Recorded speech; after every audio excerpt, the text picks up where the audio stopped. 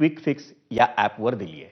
गणेशोत्सव अवघ्या 23 दिवसांवर आलाय, त्यामुळे मुंबईतल्या खड्ड्यांचं सध्याचं चित्र हे कायम राहिल्यास गणेश भक्तांना मोठ्या अडचणींचा सामना करावा लागण्याची शक्यता आहे.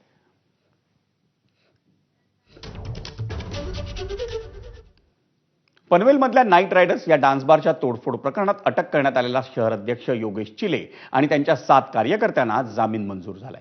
पनवेल तालुका पोलिसांकडून या 8 मनसैनिकांना अटक करण्यात आली होती. त्यांना पनवेल न्यायालयानं जामीन मंजूर केलाय. मनसे अध्यक्ष राज ठाकरे यांनी शेकापच्या वर्धापन दिन सोहळ्यात बोलताना रायगड जिल्ह्यातल्या डान्स बारच्या संख्येवर भाष्य केलं होतं. त्यानंतर मनसैनिकांनी नाईट रायडर्स या डान्स बारची तोडफोड केली होती. या प्रकरणात मनसेच्या 20 ते 25 कार्यकर्त्यांवर गुन्हा दाखल करण्यात आला होता.